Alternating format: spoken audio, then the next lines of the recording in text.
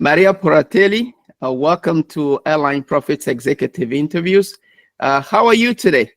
Hi, how are you, Coffee? Very good, thank you. Thank you very much. And where are you joining us from? Oh, I'm in Buenos Aires, Argentina. No, okay, go ahead, please. Sorry. Oh, no, it's a beautiful spring day. Okay.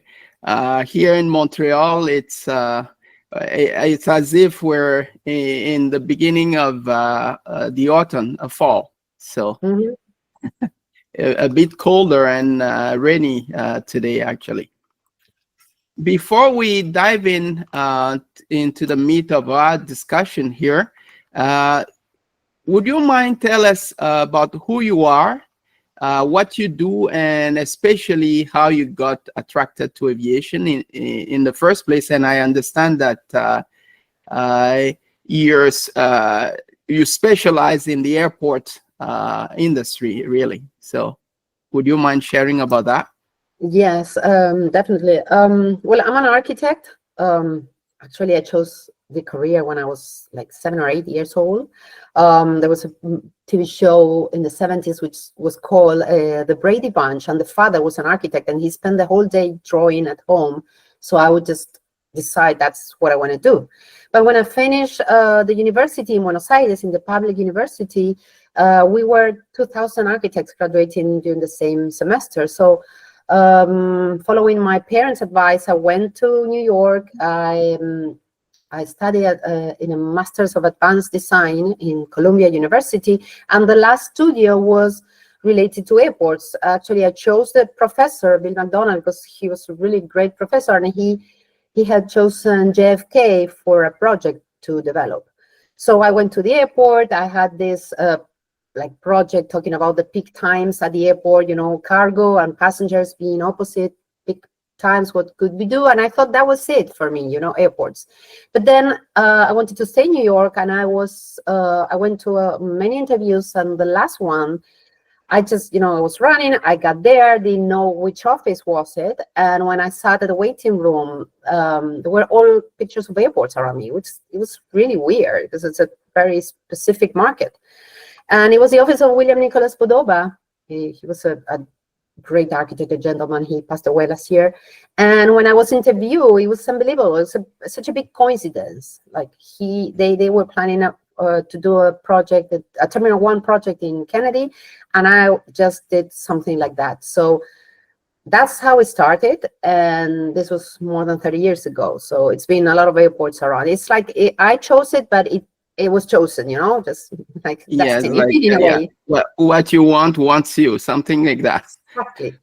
Okay, very good. Now, can you give us an overview of your role in managing airport planning in Argentina and how it contributes to aviation landscape in general?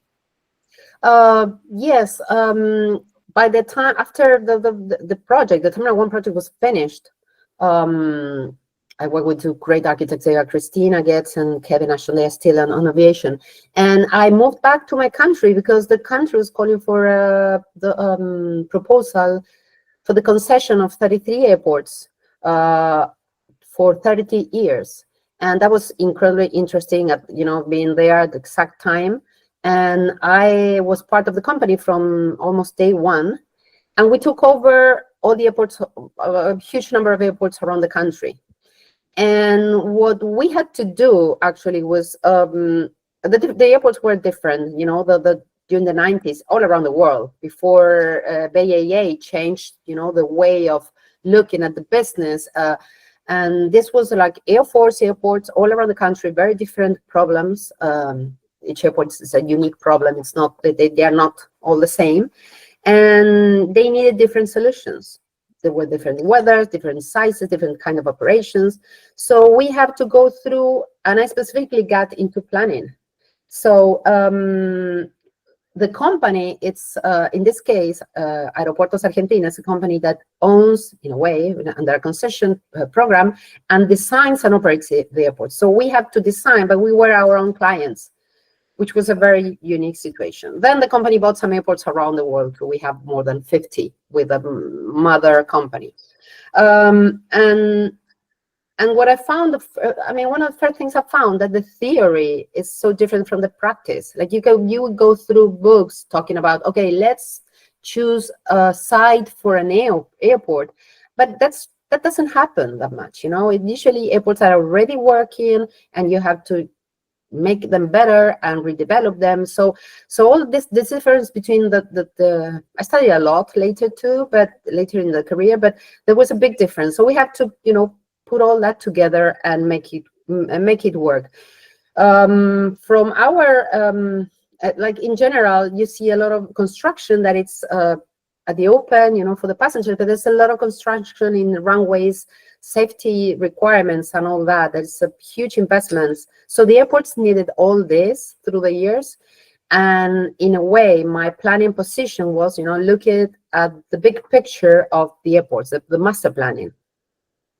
Okay. So now, from your experience, what are some best practices that in airport planning and development that would ensure both efficiency and sustainability in operations? Yeah, through the years, I found that a lot of countries, when they call for a program, they define investments based on the years. Like next year we'll do this, that year we'll do that. And I found through the years that they're all related to traffic. I mean, you have to base your investments within, you know, the framework of the traffic pattern. Like instead of saying I'm going to build, you know, a third runway in the year 2035, you should say we'll build a third runway when the traffic reaches, I don't know, 25 million passengers. That kind of view, it's, you know, making everything more efficient. And especially paying a lot of attention to the peaks. We have like an airport in Argentina with a very strong ski season. So it's 2 weeks within the year that it's full and crowded, and we have many flights, domestic and international flights. So when if you want efficiency and sustainability, you have to plan for that situations and try to you know, make it work. One of the main concepts is the flexibility in the design, which is, you know, it's easier to say than to done, but in a way, you know, facing all the development, you would plan for the long term, but you will be building the short term. So you'll be facing everything you've been doing. So you make it flexible, but at the same time, it makes sense in regarding the investment. There's a lot of balance, you know, if you want to be efficient, like the balance between what you plan. Let's say you're planning for a, you know, an area of general aviation, but then comes an airline and wants a hangar for maintenance of an aircraft, and you have this short-term need, and then you have your long-term plan, and you have to balance those two things to you know, to get efficiency and to make it work. And the other kind of balance that also works with, you know, provides a better result is all the aeronautical or operational issues at the airport versus the commercial issues. And I have a very small example in one of our airports in a province in the west, Mendoza, which has a lot of vineyards. And since from a commercial point of view, you have big sites at the airports that you can take advantage of, besides the aeronautical issues. And in Mendoza, we develop an area for the wineries, so we grow grapes. But then there was a requirement of the city to reach that airport with a train. So we need to dedicate some land for the station and the railway system. So it's, you know, keeping the balance between what's operational and what's aeronautical, especially, and the commercial point of view. If you go along with these two views, you'll get a good result. And if I make a detail, I mean, something even from a closer point of view, we developed, and it's a great solution. In a lot of our countries, you have a traffic pattern that changes a lot. We have airports that receive international flight one a year, and then next year doesn't. So it's you plan for all international areas, but then you're not going to use it next year. So what we do is we do all these shared spaces that they can work both ways. Not only the terminal, but the apron. So you will park a plane that could be either domestic or international. You can dedicate a part of the terminal for any kind of traffic, and sometimes it's a very small investment, but then you gain, you double up your capacity. So as long as you are always, walking side by side with the demand, you get an efficient result. I see. Now, so what you mean is that it's constantly juggling to find a nice balance between, let's say, almost contradictory requirements. Yeah.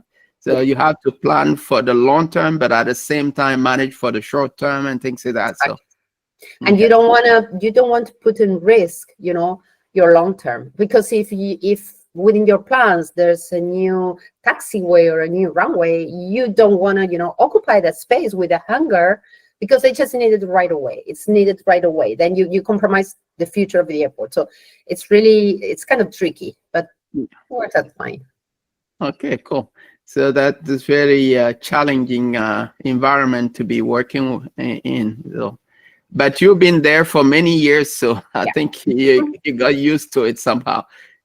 Very good. Now, airports and air navigation services, they play a crucial role in airline profitability, for example.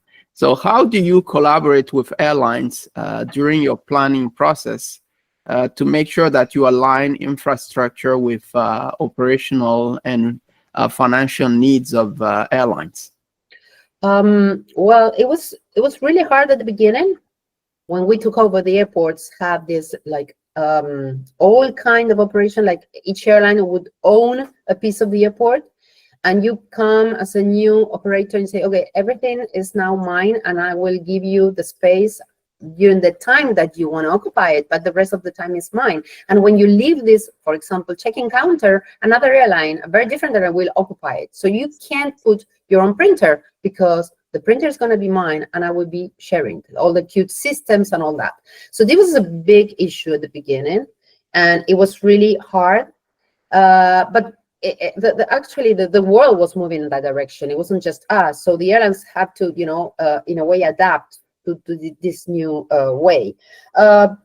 They have their own schedule, their own investment plans, and sometimes they don't fit, within hours. Like they would be needing a VIP area for next year, and maybe we will be building that for the year after that one. So it's not easy. We try to provide everything that they need, and I would say that in a way there's a lot of politics here too.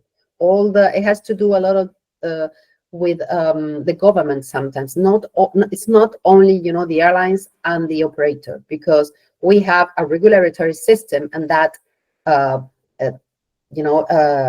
makes a different influence. But as an example, when a new airline, an airline will have new planes, new models, they would change for another brand or another size of airplane. So they would have new routes and new schedules, new needs in general areas. And we work, side by side as the infrastructure department and commercial areas and all the parts of the company, just trying to provide for those needs.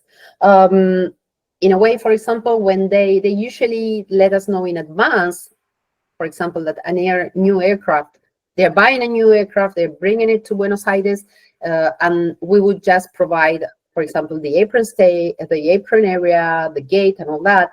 And when we know that in advance and we plan for very flexible aprons, we can fit it. So let's say that, like all the new areas of the airports, they have very regular aprons, so we can fit almost any kind of aircraft. So in a way, we expect the requirement and we provide the solution. The problem is that the location of Argentina in the world, down south, yes, makes us, it's like we're victims of very tight slots type of things. It's not that we have a lot of saying with the slots management, because all these the main traffic is on the North Hemisphere. So in a way, we will always try to fix that. But through the years, I would say that we've been accommodating the needs in a different situations for every airline. Okay, very good. Now, with Argentina's recent open sky agreements with many countries, how do you foresee these regulatory changes shaping the future of airports? And what strategic shifts might be necessary to accommodate the expected growth in traffic? Yeah, well, last month we have a change of government in December, and in only like 4 months we had new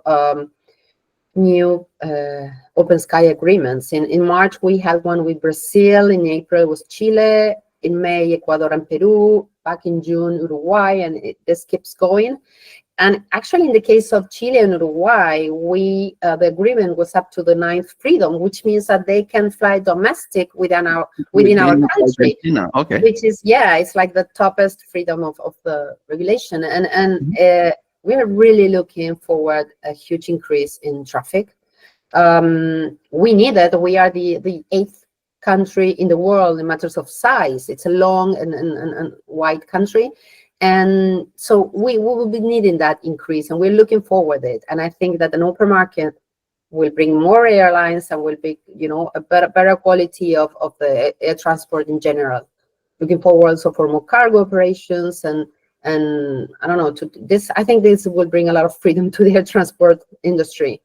Okay, so that will definitely bring a lot of competition internally, and also with international flights and things like that. So especially with the 9th freedom of the air. So, yeah. Okay, that means you'll be even busier, because chances are you'll be building or designing new airports to accommodate all that traffic, right?